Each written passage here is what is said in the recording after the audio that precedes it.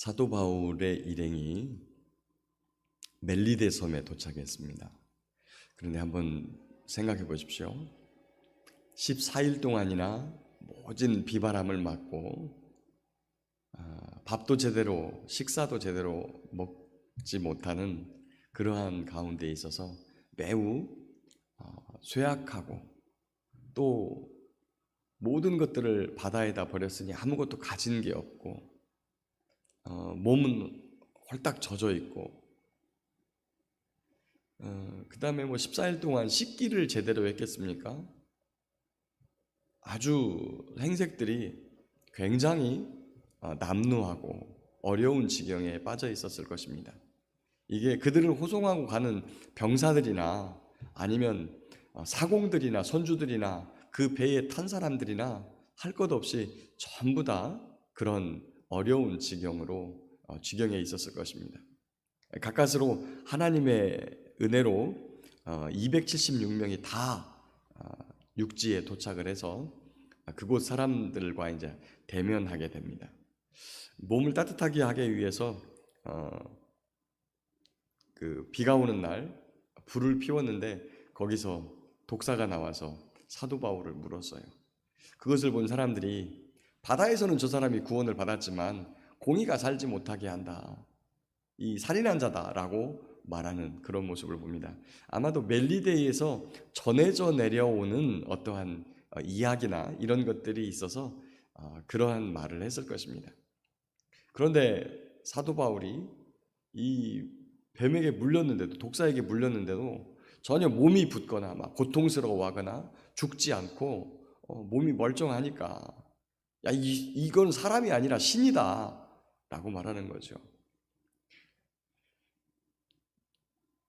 그런데 그것뿐만 아니라 이 사도 바울이 자기네들을 친절하게 잘 대접하고 있는, 아마도 그 가장 높은 사람, 그 섬의 어떤 촌장이나 이 정도 되는 그 사람의 부친이 이질에 걸려가지고 굉장히 열이 많이 올라와 있는 그런 상태에서, 그러면은 거의 생사를, 예전 같은 경우에 약이 없기 때문에 생사를 왔다 갔다 하죠.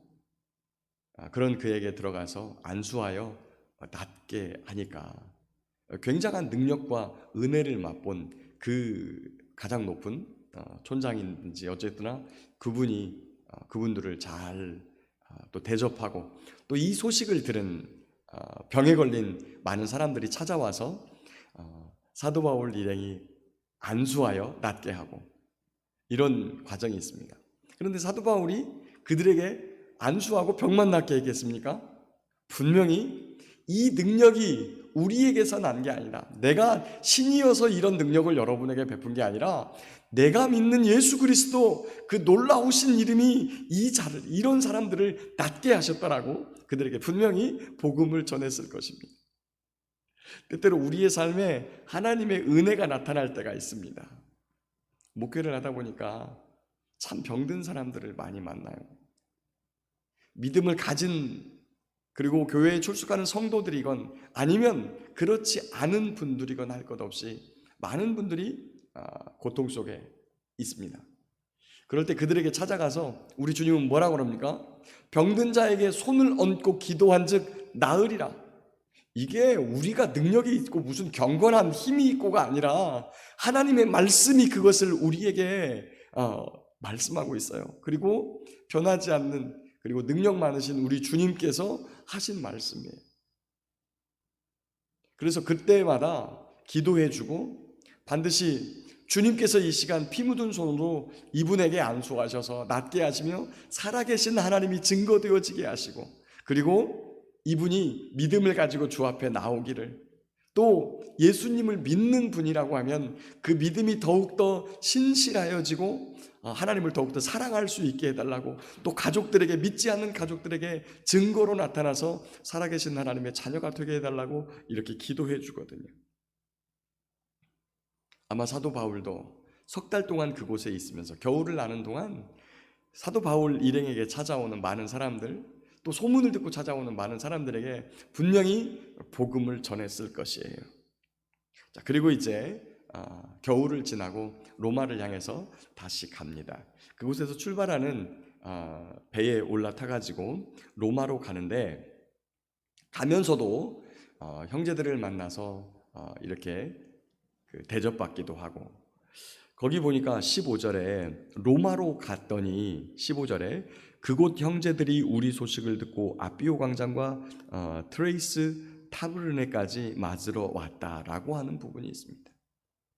여러분, 이게 무슨 말이냐면 이탈리아 로마에 있는 형제들이 거의 한 700km 떨어진 지점에 이들의 배가 도착하거든요. 거기까지 왔다는 거예요. 거기까지. 어떻게 이렇게 왔냐면 3차 전도 여행 중에 그 헬라 지역에 머물 때가 있었어요. 그들이 헬라 지역에 머물 때 로마서를 작성을 해서 편지를 형제들에게, 형제편을 통해서 로마에 있는 교회에게 전한 거죠. 그랬더니 로마에 있는 형제들이 그 편지를 통하여서, 야, 이 사도 바울이라고 하는 분은 정말 하나님의 신실한 종이구나 라는 사실을 깨닫고, 그 편지를 로마에 있는 교회들이 전부 다 돌려가면서 계속 읽고 하나님의 복음에 든든히 서나가는 매우 중요한 역할을 했다는 것을 알 수 있습니다. 그래서 하나님을 신실하게 믿고 바라던 그들이 이 로마서를 보면 내가 너희들을 만나 무슨 신령한 은사를 나눠주기를 원한다. 대부분이 당시에 예수님을 믿었어도 어떤 성령의 충만한 은사가 채워지지 않고 능력이 채워지지 않고 나타나지 않으니까 힘든, 어쩌면 종교생활 비슷한 쪽으로 자꾸만 빠지고 있거든요. 그러니까 이분이 오면 우리에게 놀라운 일들이, 역사가 나타날 것이라고 하는 간절한 기대와 소망이 있었던 거예요.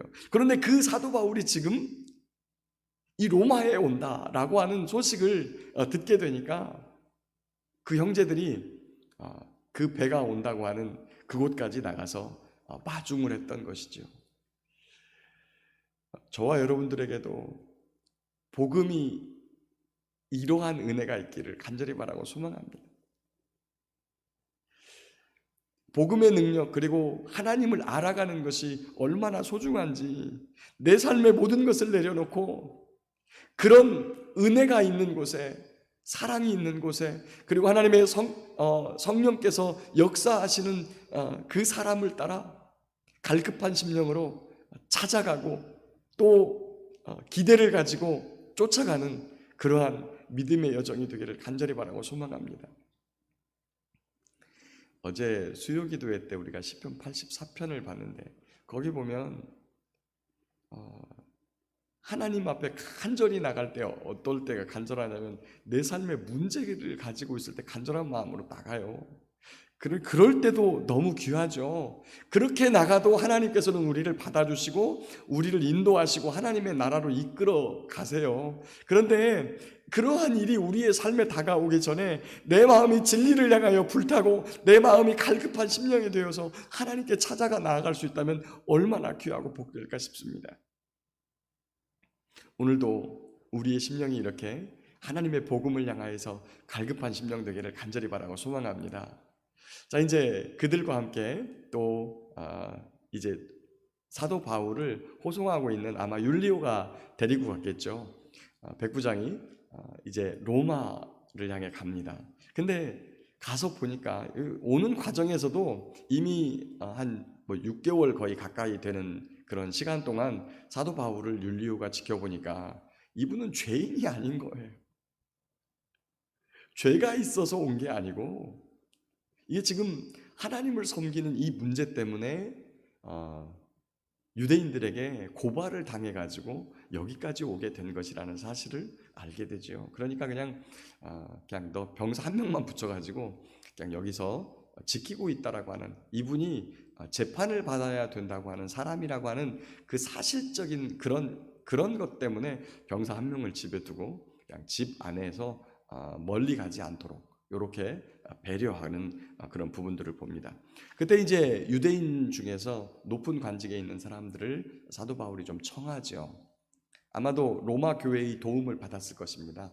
로마 교회의 도움을 받아서 그런 사람들을 먼저 청해가지고, 내가 여기에 온 것은 우리 민족을 고발하려고 한 것이 아니라 내가 이렇게 예수님 때문에, 우리 이스라엘이 바라는 구원 때문에 복음을 전하는데 우리 민족이 나를 고발하고, 또 이 벨릭스나 베스도나 이런 사람들, 심지어 아그리빠 왕도 나를 놓아주기를 원했지만 우리 민족이 나에 대해 놓아주는 걸 반대하고, 그러면서 그 총독들이 어려움에 직면하니까 망설이고 있으니까, 그러면 그냥 차라리 나를 가이사에게 보내달라라고 내가 이야기했다라고 하면서 그렇게 말을 전하자, 아직까지 유대에서 아무 소식도 받지 못한 그들이 그러면 다음에 한번 보자 해가지고 다른 사람들과 함께 모여가지고 사도 바울에게 왔어요.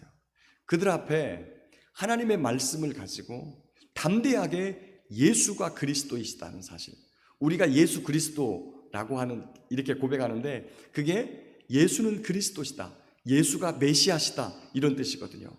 예수가 우리의 구원자다. 예수가 에덴 동산에서 아담에게 말씀하셨던 여자의 후손이고, 또 아브라함에게 약속했던 그 씨며 우리의 조상 대대로 하나님께 받았던 약속이고, 또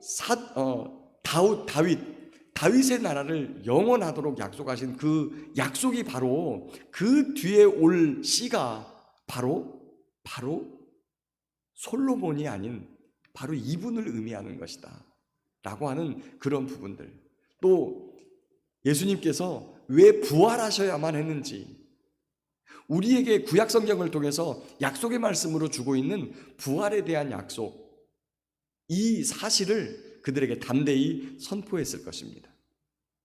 그러자 그 말씀을 들은 사람이 두 패로 갈려요. 두 패로. 믿는 사람들도 있고 믿지 아니하는 사람들도 있습니다. 믿는 사람들은 그래? 그러면 우리가 어떻게 해야 되지? 그 예수님을 그러면 어떻게 따르고 섬겨야 되는 거야? 라고 묻는 사람도 있겠지만, 반대로 사도 바울 일행을 더욱더 거센 말로 비판하고 또 박해하는 사람도 나타났을 것입니다. 그들에 대하여 이사야 선지자 말로 합니다. 이 백성에게 가서 말하기를, 너희는 듣기는 들어도 도무지 깨닫지 못하며 보기는 보아도 도무지 알지 못하는도다. 이 백성들의 마음이 우둔하여져서 그 귀로는 듣기에 둔하게 듣고 그 눈은 감았으니, 눈으로 보고 귀로 듣고 마음으로 깨달아 돌아오면 내가 고쳐줄까 함이라. 하나님께 고침을 받을까 하여 자기 자신의 마음이 찔림에도 불구하고 눈을 질끈 감고 귀를 막고 오히려 이를 갈며 부들부들 떠는 거죠.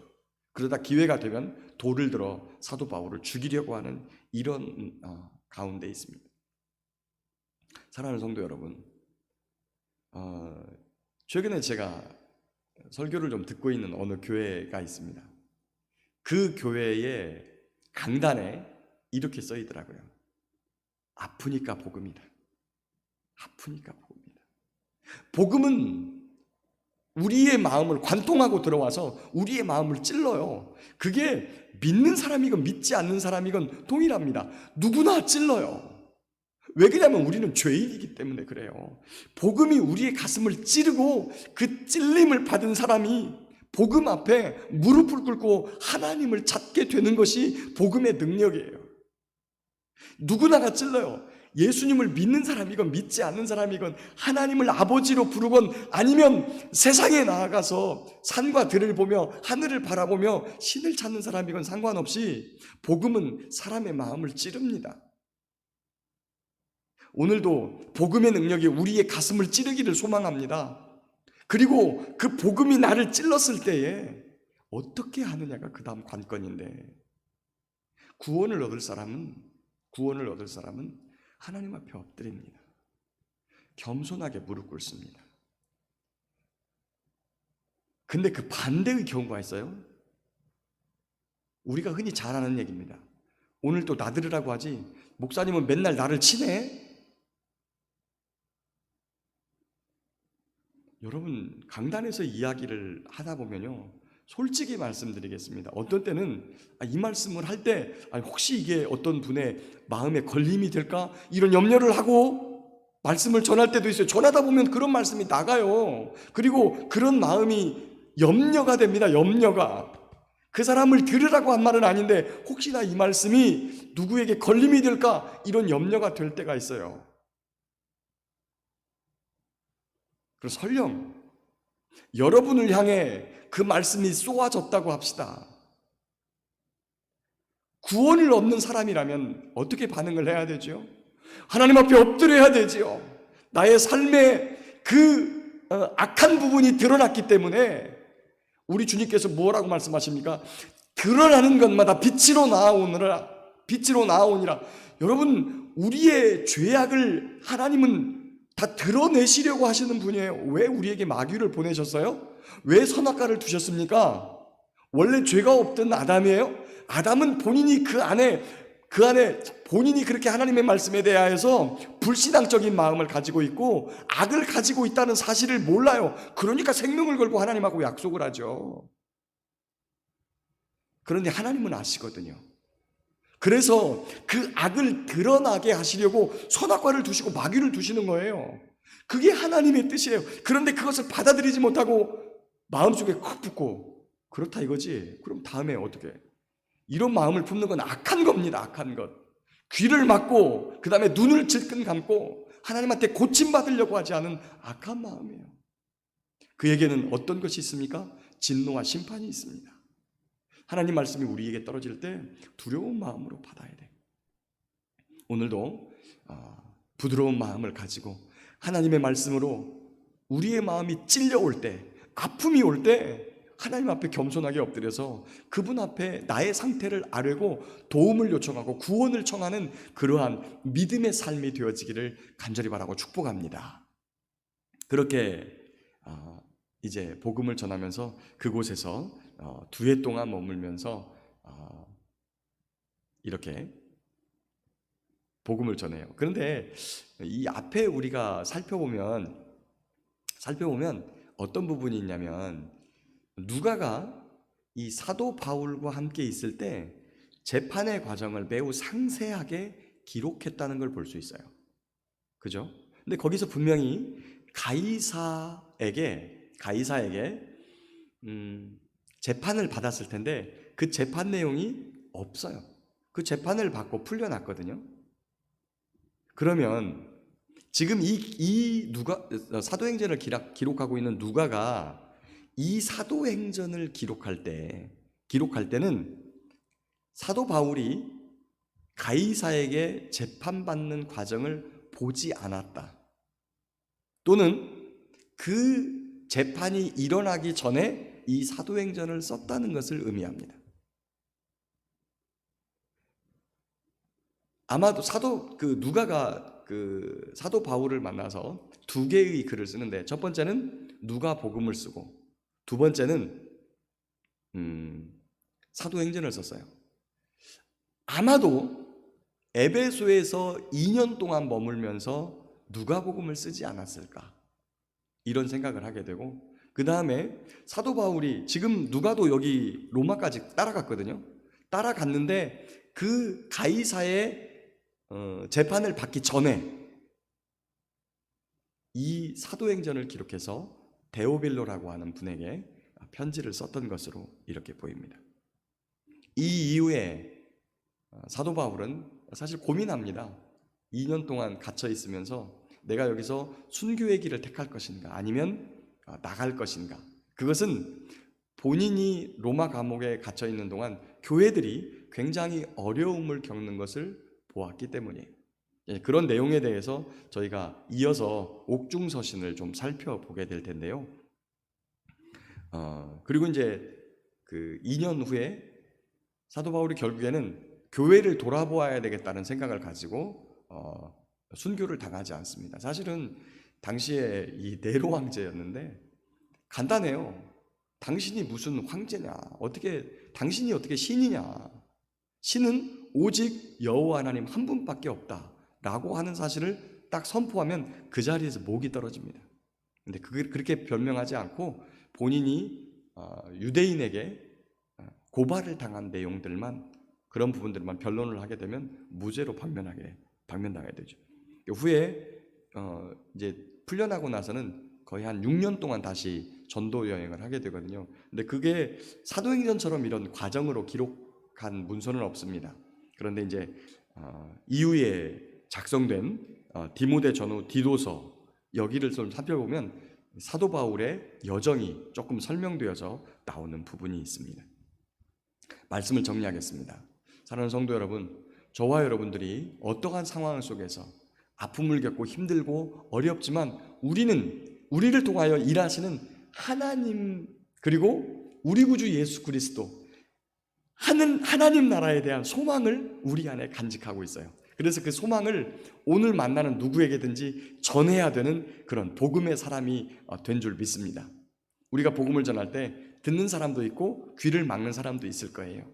그 과정을 통해서 박해도 올 것입니다. 또한 믿는 사람들이 주님 앞에 돌아오기도 할 것입니다. 그런 일을 당할 때 이상한 일로 여기지 말고 항상 준비된 마음으로 그때그때마다 주의 복음을 전하고 소망을 묻는 자에게 하나님 나라에 대해서 가르치고, 그리고 믿지 않는 사람들을 통해서 오는 박해를 이상한 것으로 여기지 말고 우리가 하는 일을, 우리가 해야 될 일을 제대로 하고 있구나라고 믿음으로 선포하면서 오늘도 복된 이 믿음의 여정들을 달려가는 저와 여러분 되시기를 예수님의 이름으로 축복합니다. 아멘.